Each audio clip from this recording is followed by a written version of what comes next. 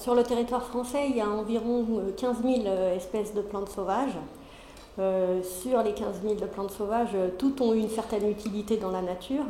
Maintenant, les humains en utilisent seulement un certain nombre, on va dire peut-être quelques centaines. Il y a énormément d'espèces qui ont des propriétés intéressantes et qui ont été découvertes par les gens et donc ils s'en servent soit pour faire des médicaments, soit pour de la cosmétique, soit pour manger évidemment, ou boire. Voilà un peu les aspects les plus intéressants des plantes. Les plantes les plus intéressantes, on les a domestiquées et on en a fait des plantes cultivées.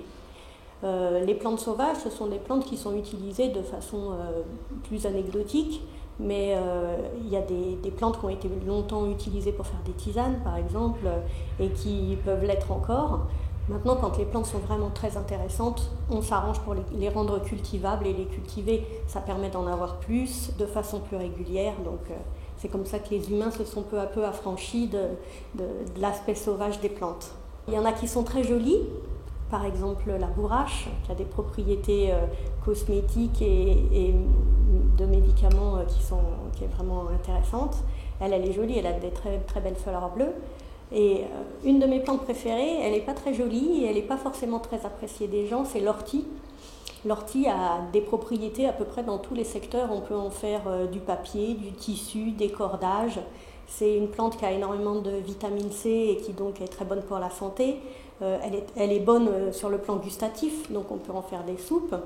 Et voilà, c'est une plante que j'apprécie tout particulièrement parce qu'elle a vraiment beaucoup d'usages et pourtant elle n'est pas très aimée. La plupart de ces plantes sont faciles à reconnaître et donc avec le livre on peut facilement les reconnaître et donc ne pas faire d'erreur et les utiliser. D'autant que dans le livre on signale les plantes qui peuvent être potentiellement dangereuses parce que contenir des poisons. Dans ce cas-là, on s'est arrangé pour que évidemment les gens ne fassent pas de confusion et ne soient pas susceptibles de s'empoisonner. Alors après, il y a des espèces qui sont relativement rares et qu'il ne faut pas trop cueillir.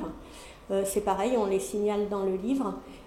Et puis, il faut signaler aux promeneurs que quand ils sont dans des parcs nationaux ou des réserves, il ne faut pas cueillir, mais en général, c'est signalé sur les bords des chemins. Et donc voilà, il faut utiliser les plantes les plus communes qui poussent au milieu des chemins agricoles, par exemple. Là, ça ne pose pas de problème.